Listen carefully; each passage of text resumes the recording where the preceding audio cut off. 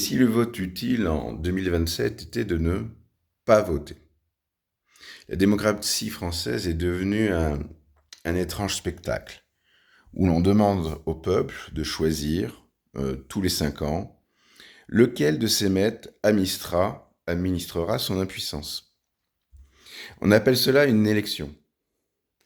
J'appelle cela une procédure de légitimation. À chaque présidentielle, le scénario est identique. On nous explique que cette fois-ci, c'est historique et que la République est en danger.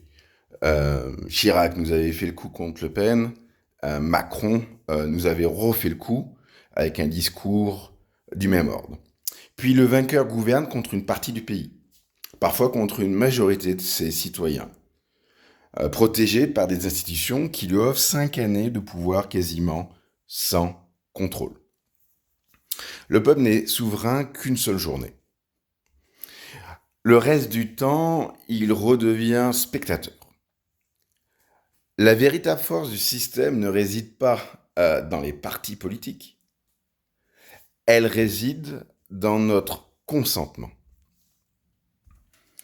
À chaque bulletin glissé dans l'urne, nous validons l'idée qu'une caste de professionnels de la politique est légitime pour décider à notre place. Or, cette caste a échoué sur presque tout. Explosion de la dette, effondrement de l'autorité de l'État, déclin industriel, une immigration devenue hors de contrôle pour les uns ou instrumentalisée par les autres. Des services publics dégradés, une école en crise, en plus de crever de chaud pendant l'été, une justice contestée, une insécurité perçue au réel du quotidien, une fiscalité étouffante. À chaque alternance, les visages changent, mais les résultats restent étonnamment identiques. La gauche promet de réparer ce que la droite aurait détruit. La droite promet de réparer ce que la gauche aurait détruit. Puis chacun applique avec quelques variantes idéologiques la même logique de centralisation, de communication permanente et de gestion électorale. Les partis ne résolvent plus les problèmes. Ils vivent des problèmes. Ils en ont besoin pour exister. Chaque crise est une campagne électorale en devenir. Chaque colère devient un réservoir de voix. Le citoyen n'est plus un souverain, il est un client. Et comme tout bon client, on lui vend une nouvelle promesse tous les 5 ans. C'est du pur marketing, au sens pas noble du terme. Alors pourquoi continuer à jouer? Pourquoi offrir une légitimité à un système que l'on considère profondément défaillant? L'abstention est souvent présentée comme de la paresse. Je pense exactement l'inverse. Dans certaines circonstances, refuser de participer à une procédure dont on conteste les règles peut devenir un acte politique.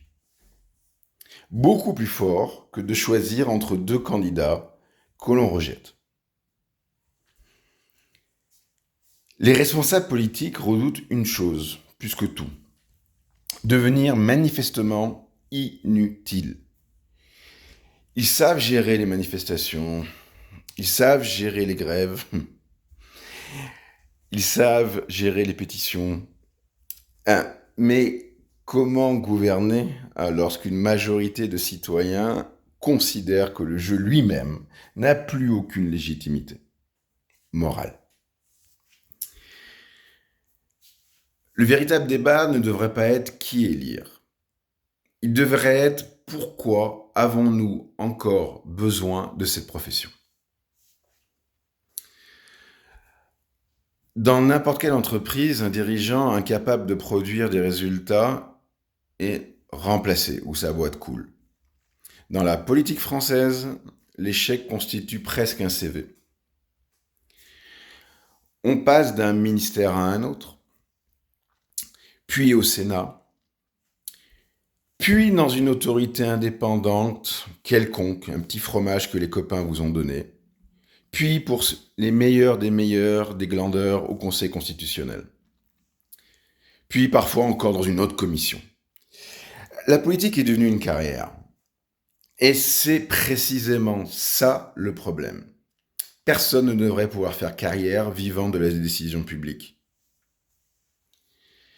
Je défends en fait un principe radical, qui est de supprimer les partis politiques au niveau national. Les remplacer par une assemblée largement tirée au sort parmi les citoyens, accompagnée d'experts auditionnés publiquement, avec des mandats courts, non renouvelables et révocables à tout moment, et soumis à une certaine forme de transparence qui serait à définir. Les fonctions exécutives devraient être temporaires. Les responsables devraient retourner ensuite à leur métier, s'ils en ont un. Comme les jurés d'assises, c'est le même modèle que les jurés d'assises. En fait, on rendra un service à la collectivité pendant un temps de notre vie, mais ce n'est pas une profession. La politique doit redevenir une responsabilité, pas une rente. On objectera que les citoyens ne sont pas compétents ou qu'ils ne veulent pas participer. Ce qui est le cas, on a du mal à trouver des candidats. Comme si les professionnels actuels avaient démontré une compétence exceptionnelle. On objectera que le tirage au sort serait dangereux. L'histoire montre pourtant que de nombreuses institutions démocratiques ont utilisé ce principe précisément pour limiter la corruption et empêcher la confiscation du pouvoir par une élite permanente. On objectera enfin que l'abstention ne change rien. Peut-être. Mais continuer à voter pour les mêmes mécanismes qui produisent les mêmes résultats change-t-il davantage ? La légitimité d'un régime repose autant sur l'adhésion que sur le droit. Lorsqu'une part toujours plus importante de la population cesse de croire au système, la question n'est plus de savoir quel parti gagnera. La question devient combien de temps ce système pourra-t-il encore prétendre représenter le peuple. Le véritable acte révolutionnaire de notre époque n'est peut-être plus de choisir un camp. C'est de refuser ce théâtre, cette clownerie permanente, et de construire enfin une démocratie où les citoyens gouvernent réellement, au lieu de déléguer indéfiniment leur souveraineté à une classe politique devenue une fin en soi.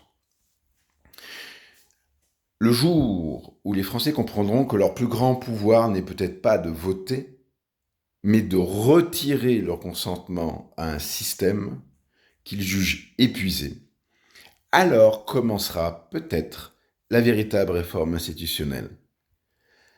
Pas celle des partis, celle de la démocratie elle-même.